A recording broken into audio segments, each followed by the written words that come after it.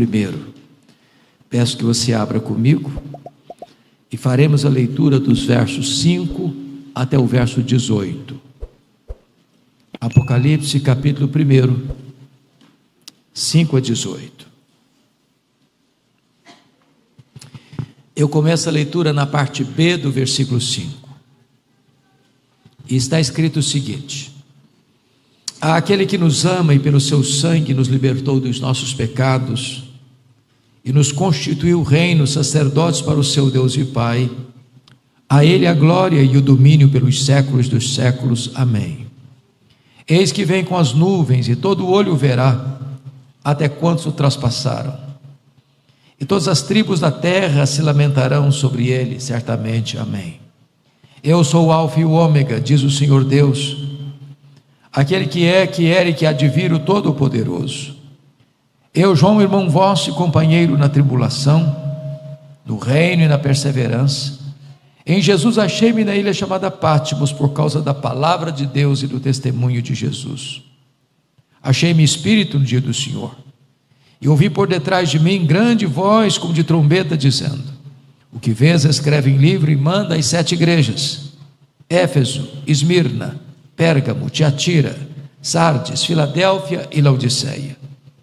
Voltei-me para ver quem falava comigo, e voltado vi 7 candeeiros de ouro, e no meio dos candeeiros um semelhante a filho de homem, com vestes talares e cingido à altura do peito com uma cinta de ouro. A sua cabeça e cabelos eram brancos como alva lã, como neve, os olhos como chama de fogo, os pés semelhante ao bronze polido, como que refinado numa fornalha, a voz como voz de muitas águas. Tinha na mão direita 7 estrelas, e da boca saía-lhe uma afiada espada de 2 gumes. O seu rosto brilhava como o sol na sua força. Quando o vi, caí a seus pés como morto. Porém ele pôs sobre mim a mão direita, dizendo: não temas, eu sou o primeiro e o último, e aquele que vive. Estive morto, mas eis que estou vivo pelos séculos dos séculos, e tenho as chaves da morte e do inferno. Amém.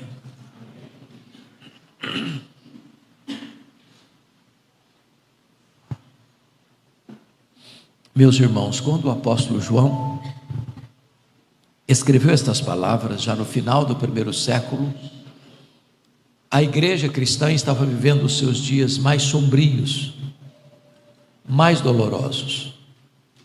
Os crentes estavam sendo crucificados, os crentes estavam sendo queimados vivos nas praças, os crentes estavam sendo jogados nas arenas, para os cães morderem, para os touros pisarem, para os leões esfaimados devorarem.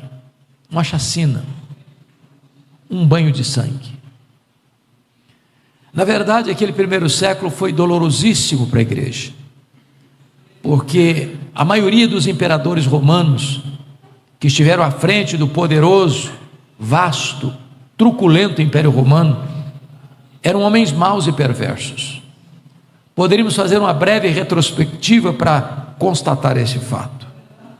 Poderíamos começar com César Augusto, que governou do ano 27 antes de Cristo ao ano 14 depois de Cristo. Foi no governo dele que Jesus Cristo nasceu em Belém da Judeia. Ele foi sucedido por Tibério César, que reinou do ano 14 ao ano 37 da era cristã. Foi no governo dele que Jesus foi preso, julgado, condenado, crucificado, sepultado, mas ressurgiu dos mortos e retornou aos céus. Tibério César foi sucedido por um dos homens mais malignos da história, Calígula, um homem sanguinário e perverso, que reinou de 37 a 41. Ele foi sucedido por Cláudio, que governou de 41 a 54. Foi no governo de Cláudio que houve uma grande fome no mundo. Os judeus foram expulsos de Roma, oportunizando ao apóstolo Paulo a fazer uma grande coleta entre os crentes gentílicos da Galácia, da Macedônia, da Caia e da Ásia Menor, para socorrer os pobres da Judéia. Cláudio foi sucedido por Nero, talvez o pior de todos os imperadores, que que governou de 54 a 68. Foi no governo dele que Roma foi incendiada criminosamente. Foi no governo dele que Paulo e Pedro, apóstolos de Cristo, foram martirizados. Nero foi sucedido por Vespasiano, que governou de 69 a 79. Foi no governo de Vespasiano que Jerusalém foi atacada, destruída, o templo incendiado, e os judeus dispersos pelo mundo, na mais longa diáspora de todos os tempos, desde o ano 70 a 14 de maio de 1948. Nesse mesmo ano 70, o Coliseu Romano foi inaugurado em Roma, numa festa de 100 dias de inauguração. Mais de 10 mil crentes morreram com requinte de crueldade. Vespasiano foi sucedido por Tito Flávio, que governou de 79 a 81, o mesmo homem que destruiu Jerusalém, agora é imperador romano. E ele foi sucedido por Domiciano, que governa de 81 a 96. Tão mau ele era que foi chamado de segundo Nero, ou Nero redivivo, o primeiro imperador a rogar para si o título de Senhor e Deus. Foi este imperador que deportou o apóstolo João, então pastor em Éfeso, para uma colônia penal, para a ilha vulcânica do Mar Egeu, para a ilha de Pátimos.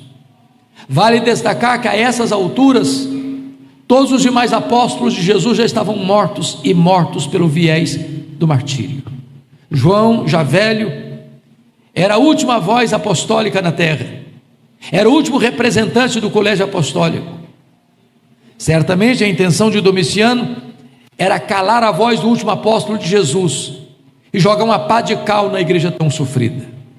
Entretanto, quando tudo parecia perdido, quando parecia que a igreja estava encurralada, sem condições de enxergar uma luz no fim do túnel, com todas as portas fechadas para João na terra, Deus abriu-lhe uma porta no céu e disse: sobe para aqui, e eu te mostrarei não as coisas que talvez aconteçam, não as coisas que podem acontecer, eu te mostrarei as coisas que devem acontecer.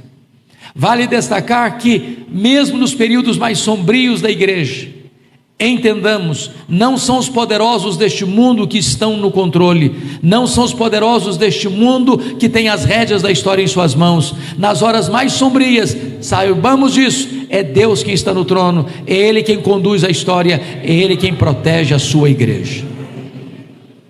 Era um dia de domingo, era o dia do Senhor, quando João escuta atrás dele uma voz como de trombeta dizendo: o que vês, escreve em livro e manda às 7 igrejas: Éfeso, Esmirna, Pérgamo, Tiatira, Sardes, Filadélfia e Laodiceia.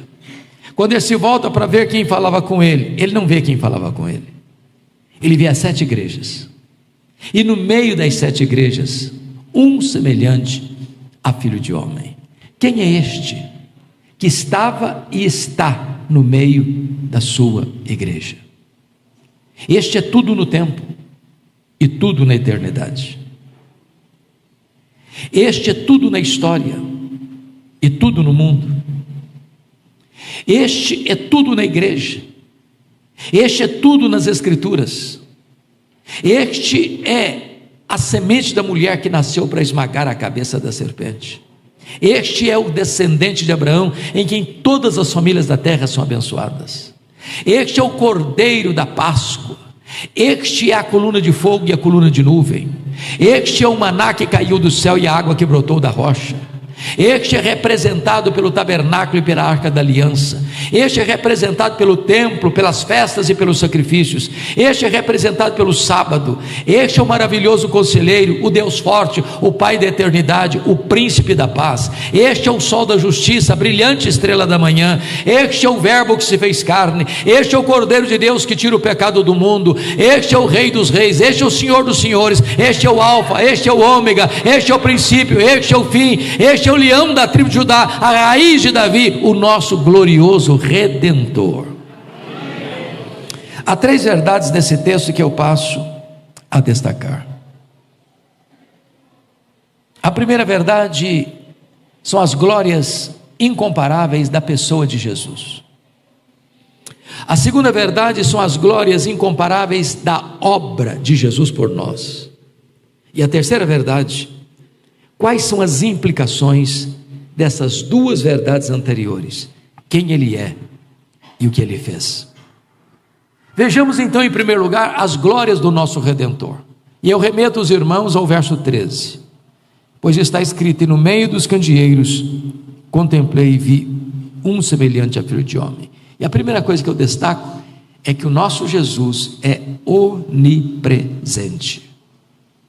Ele está ao mesmo tempo em Éfeso, ao mesmo tempo em Esmirna, ao mesmo tempo em Pérgamo, ao mesmo tempo em Sardes, ao mesmo tempo em Filadélfia, ao mesmo tempo em Laodiceia, ao mesmo tempo na primeira igreja batista de Araras, em São Paulo, nesta noite. Ele está aqui. E é porque Ele está aqui que nós estamos aqui. Porque se Ele não estivesse aqui, essa reunião não passaria de um mero encontro religioso e nada mais. Os estudiosos afirmam que o nosso universo tem mais de 93 bilhões de anos-luz de diâmetro. Isso significa que nós precisaríamos de mais de 93 bilhões de anos, na velocidade da luz, 300 mil quilômetros por segundo, para ir de uma extremidade à outra do universo. E eu tenho que concordar com o primeiro-ministro da Holanda, Abraham Kuyper, quando disse: não há 1 centímetro deste universo onde Jesus não possa dizer: eu estou aqui, eu criei isso aqui, eu sou dono disso aqui. Este é o Jesus que nós adoramos. Ele é onipresente. Segundo lugar, veja o versículo 14: a sua cabeça e cabelos eram brancos como a alva lã, como neve. O que isso significa? Significa que Ele é eterno. Ele não teve começo, Ele não tem fim. É o que era, o que é e o que há de vir. Ele está antes do tempo, fora do tempo, além do tempo, porque é transcendente. Ele está dentro do tempo, porque é imanente. Ele não foi criado, Ele é o Criador. Ele não passou a existir, Ele é o Pai da eternidade. Ele é Deus de eternidade a eternidade. Portanto, nada o apanha de surpresa, nada o apanha sem estar preparado. Ele não está lá no céu esfregando as mãos sem saber o que faz com esse mundo. Ele é eterno. Mas em terceiro lugar, versículo 14 diz que os seus olhos são como chama de fogo. E o que essa imagem representa? Representa que Ele é onisciente. Ele tudo vê, Ele tudo conhece, Ele a todo sonda.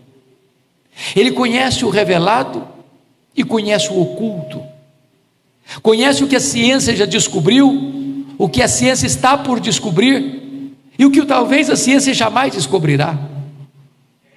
Nada fica oculto diante daquele cujos olhos são como chama de fogo.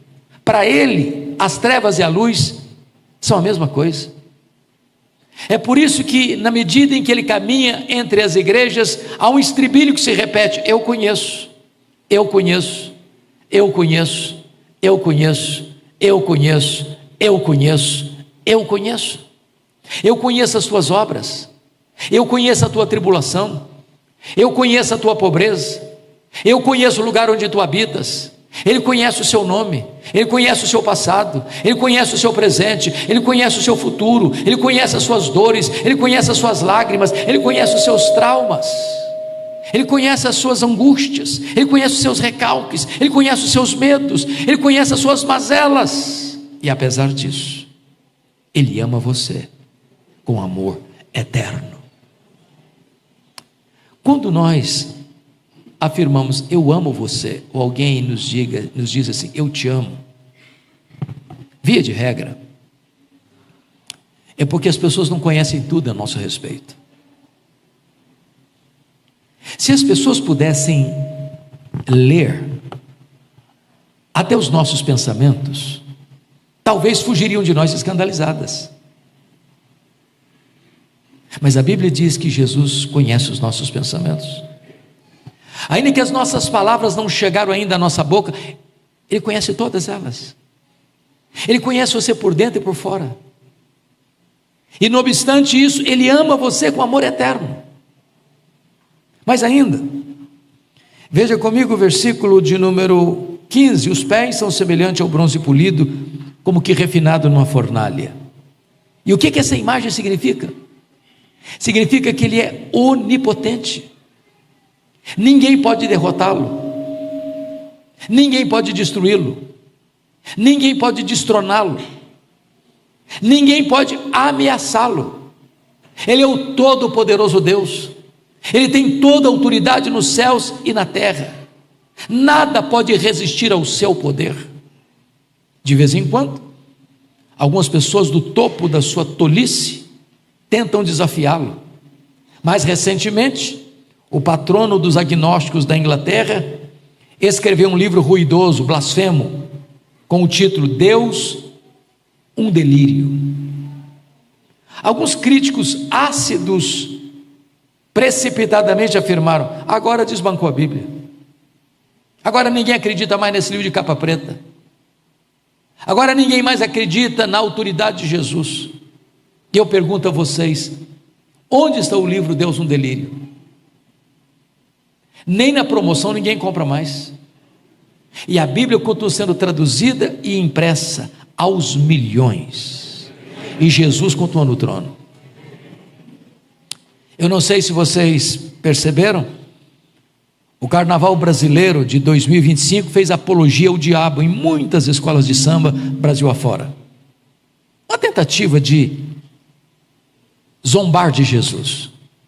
Há alguns anos em São Paulo, encenaram no carnaval o diabo arrastando Jesus pelos cabelos, avenida fora. Uma tentativa de zombar de Jesus. Mas pastor André, sabe qual é a visão que eu tenho quando vejo essas cenas? É o Salmo 2. Jesus lá de cima olhando a tolice humana e rindo,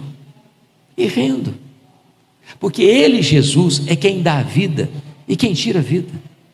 É Ele quem exalta, é Ele quem humilha, é Ele quem põe no trono, é Ele quem tira do trono, é Ele quem virá em majestade e glória e vai colocar todos os seus inimigos debaixo dos seus pés. É Ele que vai lançar no lago do fogo o anticristo, o falso profeta, o diabo, a morte, o inferno e todos aqueles cujos nomes não estão escritos no livro da vida. Nós adoramos o Cristo vencedor, onipotente. Mas vejam comigo ainda, por gentileza, o versículo 15 diz que a sua voz é como voz de muitas águas. Isso significa que a sua palavra é irresistível. Na linguagem do Salmo 29, a sua palavra é poderosa, ela despede chamas de fogo, ela faz tremer o deserto, ela despedaça os cedros do Líbano, ela cria as corças. Essa palavra é tão poderosa que, sem matéria pré-existente, Ele chamou à existência as coisas que não existiam. Pela palavra do seu poder, Ele criou o universo. Essa palavra é tão poderosa que Ele dá uma ordem, o sol para. Ele dá uma ordem, as estrelas aparecem. Ele dá uma ordem, o mar se sossega. Ele dá uma ordem, o vento para. Ele dá uma ordem, a doença tem que interromper o seu fluxo. Ele dá uma ordem, os demônios têm que bater em retirada. Ele dá uma ordem, os anjos saem para obedecê-lo. E esta ordem, essa palavra viva e poderosa ecoa aqui nesta noite, porque é a voz que emana das Escrituras. Mas ainda, notem comigo, versículo 16, diz que da sua boca saiu uma afiada espada de 2 gumes. E significa que Ele é vencedor invicto em todas as batalhas. Via de regra, quando nós imaginamos a cena final do grande Armagedon, que é uma região da Galileia, talvez a mais bela região de agricultura da Galileia, você avista essa belíssima região do Monte do Precipício em Nazaré.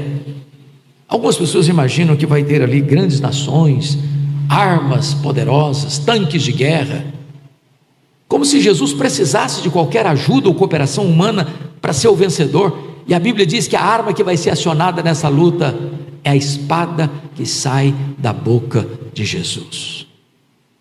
Ele vai matar o anticristo com o sopro da sua boca, com a manifestação da sua vinda. Ele não precisará de qualquer socorro humano ou de qualquer expediente das armas mais potentes e poderosas que o homem constrói. Ele, na sua vinda bendita e gloriosa, ele vai expor todos os seus inimigos ao colapso, e ele vai colocar todos os seus inimigos debaixo dos seus pés, e ele vai reinar supremo e absoluto com a sua igreja para sempre e sempre e sempre.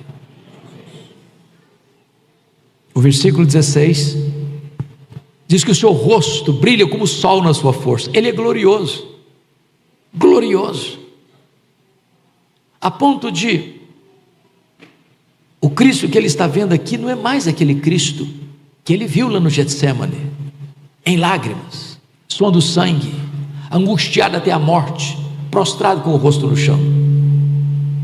O Cristo que João está vendo aqui não é mais aquele Cristo cuspido e esbordoado do sinédrio judaico, não é mais aquele Cristo espancado e vilipendiado do pretório romano, não é mais aquele Cristo que caminha exangue pelas ruas apinhadas de Jerusalém, sob os apupos e vaias de uma multidão ensandecida.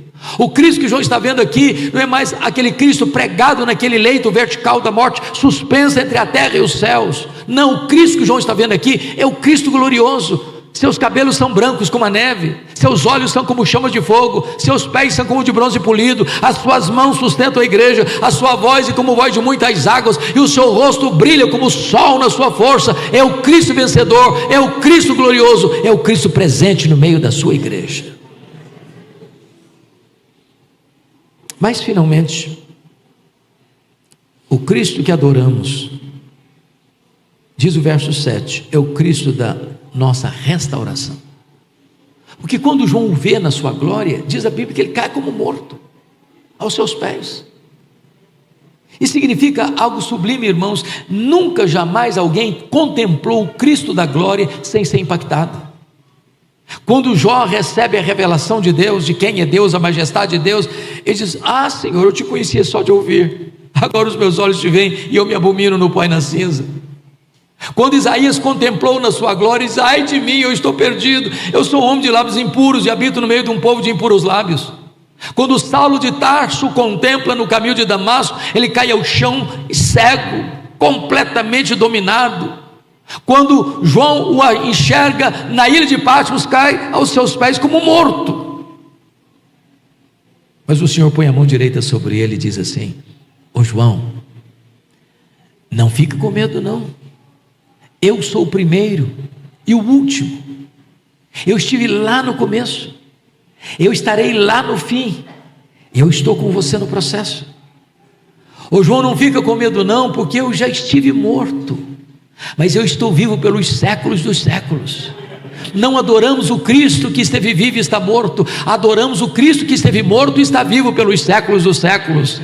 Ô João, não fica com medo não, porque eu tenho as chaves da morte e do inferno. Quem tem as chaves tem o poder, quem tem as chaves tem a autoridade, quem tem as chaves tem o controle. Jesus manda no céu, Jesus manda na terra, Jesus manda no inferno. Jesus é o soberano Senhor de todo o universo, e este Cristo bendito, este Cristo glorioso, que esta igreja adora, que esta igreja tem pregado nos seus 61 anos, e que há de pregar até Jesus voltar na sua majestade e glória.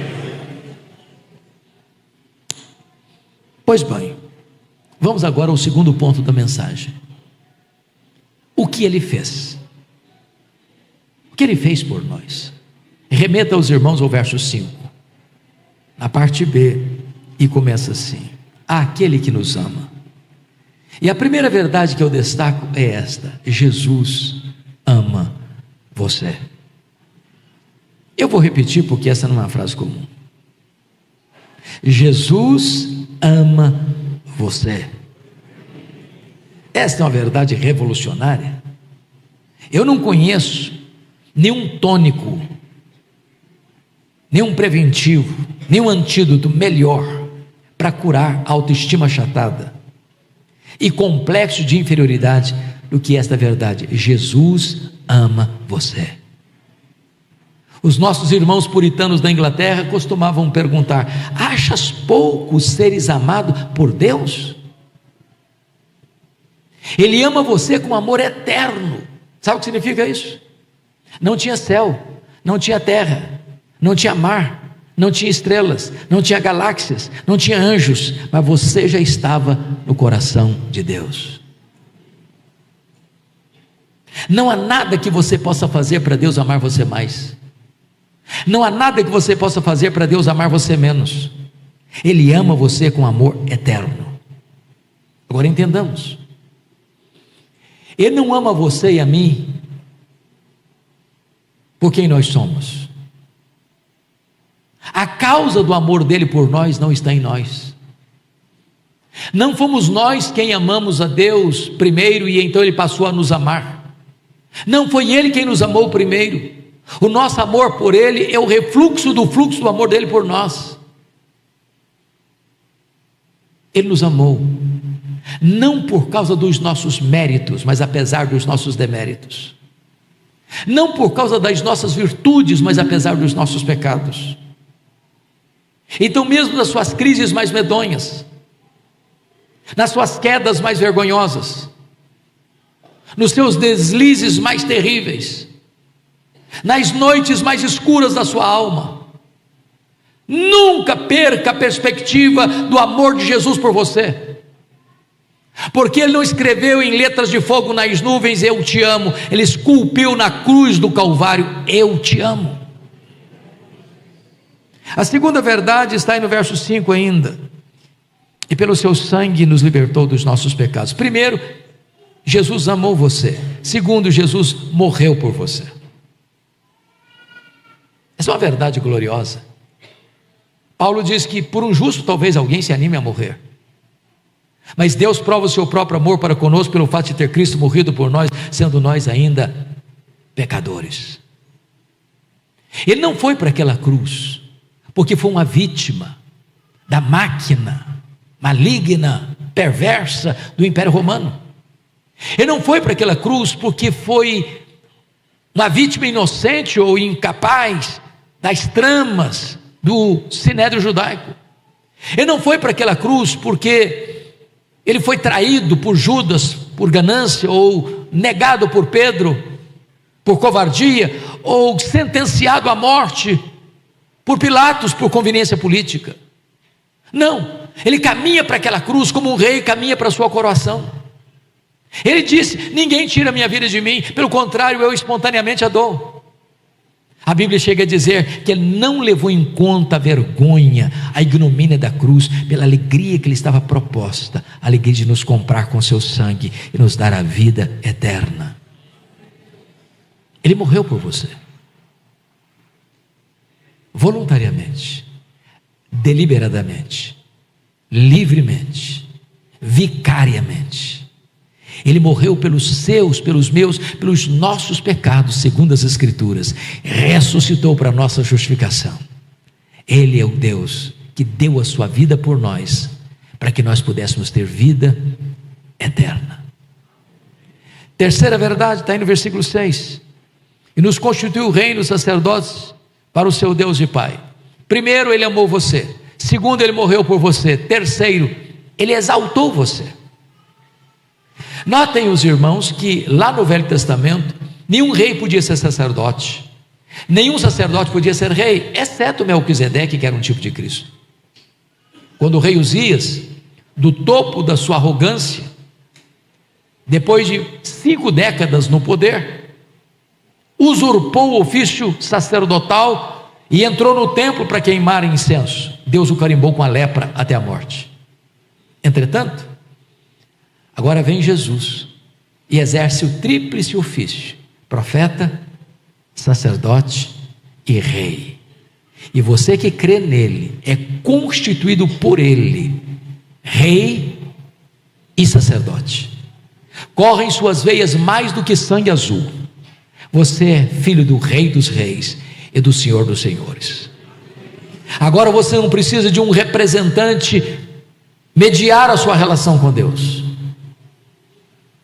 Por Jesus, o único mediador, você tem livre acesso à presença de Deus.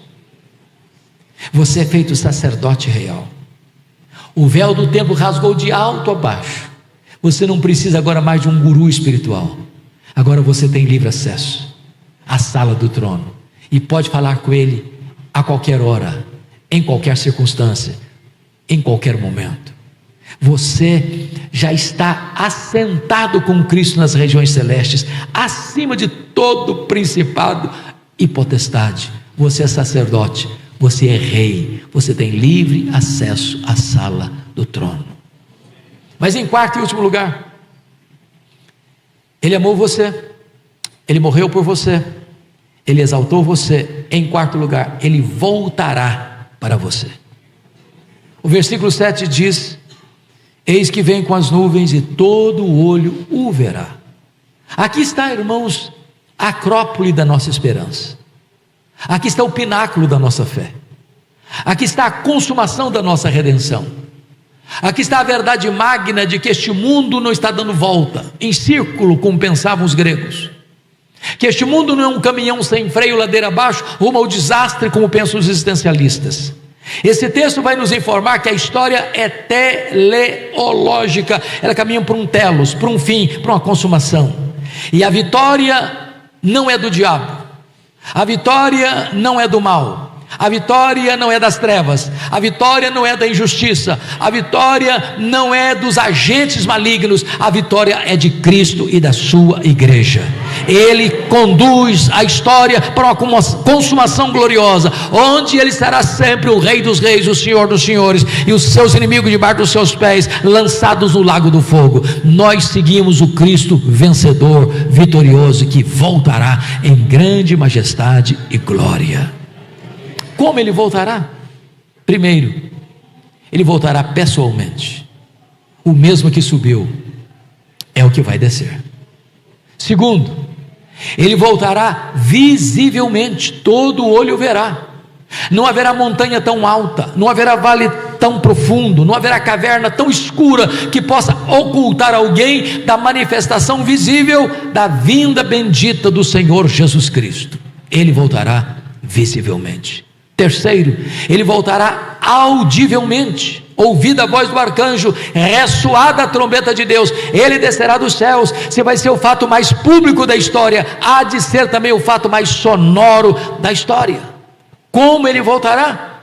Ele voltará repentinamente. Vai ser como um relâmpago riscando os céus do oriente ao ocidente. Vai ser como um abrir e fechar de olhos.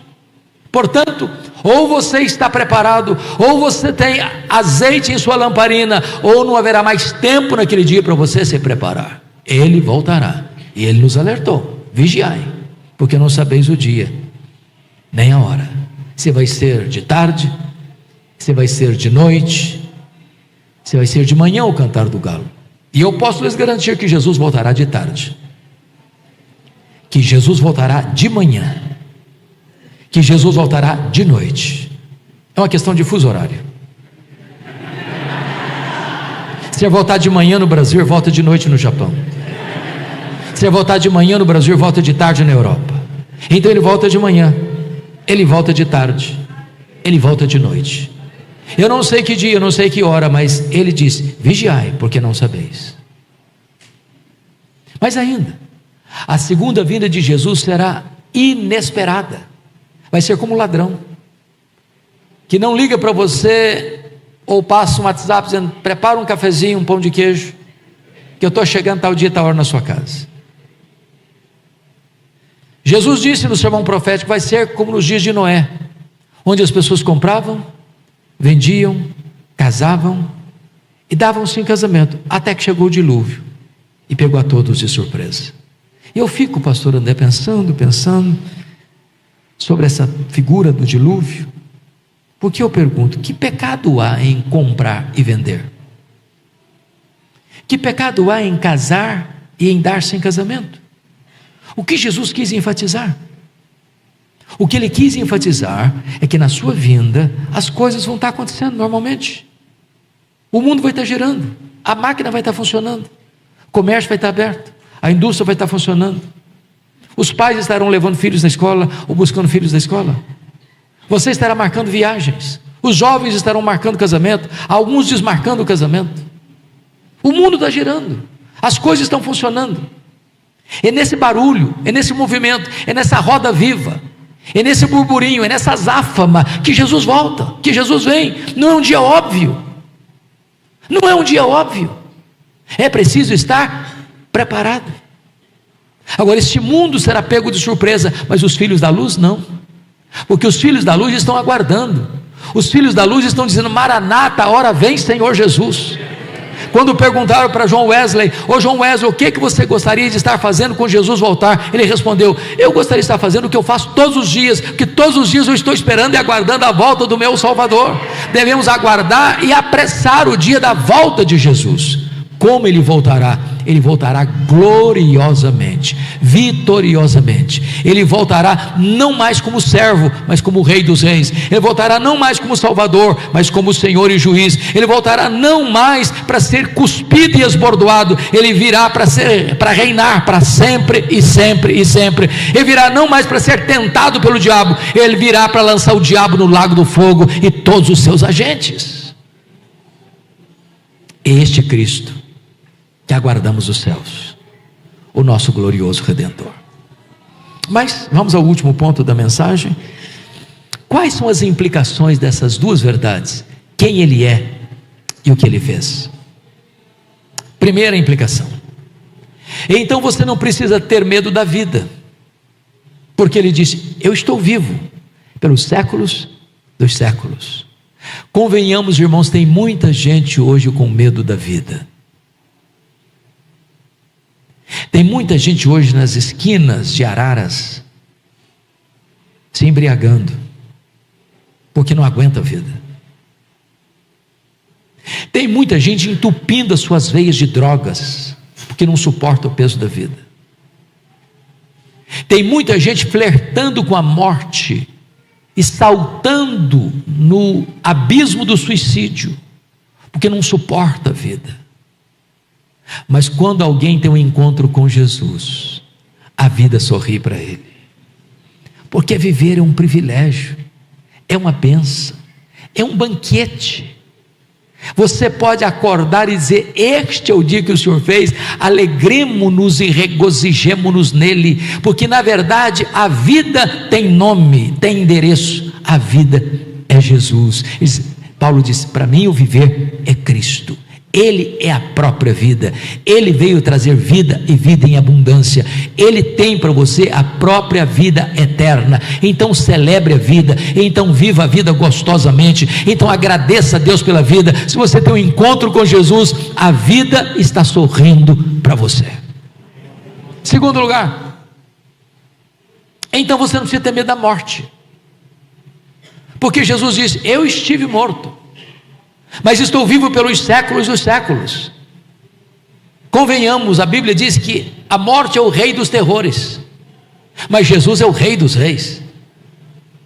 Ele entrou nas entranhas da morte, Ele arrancou o aguilhão da morte, Ele matou a morte, Ele ressurgiu inaugurando a imortalidade. Ele é a ressurreição e a vida, e aquele que nele crê não morrerá eternamente, mas já passou da morte para a vida. Então agora a morte não tem a última palavra, o túmulo não é o nosso último endereço. Agora morrer para nós não é mais uma tragédia, morrer é lucro, morrer é deixar o corpo e habitar com o Senhor, é partir para estar com Cristo, que é incomparavelmente melhor. Louvado seja Deus, Jesus matou a morte, e a morte será lançada no lago do fogo para nunca mais ressurgir.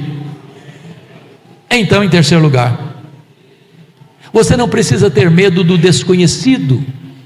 Permitam-me clarear um pouco esse ponto. Eu preciso fazer uma pergunta diagnóstica. Quem nesse auditório já pode dizer que já nasceu de novo, já foi regenerado pelo Espírito Santo, já foi batizado pelo Espírito no corpo de Cristo, já foi selado com o Espírito Santo a promessa, já tem seu nome escrito no livro da vida, já é cidadão e cidadã do céu? Quem pode ter essa garantia aqui hoje? Louvado seja Deus. Esse fato, entretanto, não tira de nós a nossa humanidade e limitação. Eu sei para onde eu estou indo, eu sei em quem eu tenho crido, eu sei que o céu é o meu lar, eu sei que o céu é a minha pátria, mas eu não sei o que vai me acontecer daqui a 10 minutos.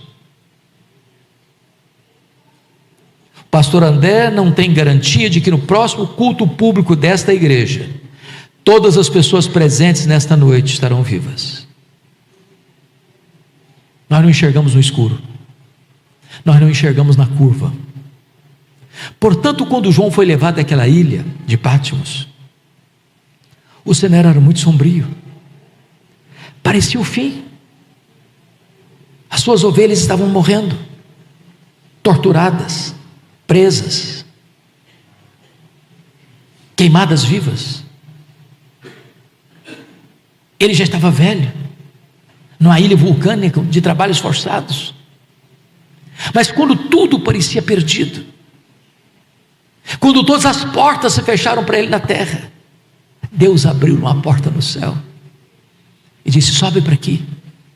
E quando ele sobe, ele vê um trono, e alguém é sentado no trono. Ele não ousa descrever quem está sentado no trono, a não ser comparando com pedras preciosas. E ele vê na mão daquele que está sentado no trono um livro de todo selado por 7 selos, por dentro e por fora. E uma pergunta ecoou no céu, na terra e debaixo da terra: quem é digno de abrir o livro e desatar os seus selos? E ninguém foi encontrado digno, nem mesmo de olhar para o livro, muito menos de abrir os seus selos. E João chorava muito, até que um ancião disse para ele: não chores, João, eis que o leão da tribo de Judá, a raiz de Davi, venceu para abrir o livro e desatar os seus selos. E o Cordeiro de Deus, o leão da tribo de Judá, a raiz de Davi, pegou o livro e desatou os seus selos. E as trombetas tocaram, e o quarteto do mal se levantou, o diabo, o anticristo, o falso profeta, a grande Babilônia. As taças da ira de Deus foram derramadas, o quarteto do mal colapsa e cai em ordem inversa. E a outra cena que você enxerga é Jesus indo em grande glória e poder, escrito em sua coxa: Rei dos reis e Senhor dos senhores. E ele vem para sentar no trono e julgar as nações. Ele vem para reinar com a sua igreja para sempre e sempre. Eu não sei o que está pela frente, eu não conheço as dobras do futuro, mas Jesus estará lá. Jesus é o vencedor, Jesus é o campeão invicto em todas as batalhas, e nós estaremos com ele, e nós reinaremos com ele para sempre e sempre e sempre. Finalmente, eu não preciso ter medo da vida, eu não preciso ter medo da morte, eu não preciso ter medo do desconhecido. Quarto e último lugar, eu não preciso ter medo da eternidade. Ele disse: eu estou vivo pelos séculos dos séculos. Quando os milênios rolarem nas dobras do futuro, Jesus estará lá, e você estará lá com ele, num corpo de glória, sem lágrima, sem dor, sem luto, contemplando a face dele, servindo a ele, reinando com ele, desfrutando da presença e da glória dele. E nem toda a eternidade será suficiente para esgotarmos o conhecimento dele, porque ele é inesgotável em seu ser. Uma eternidade toda de deleite, de prazer e de bem-aventurança. Este é o evangelho que esta igreja anuncia. Este é o evangelho que esta igreja continuará anunciando.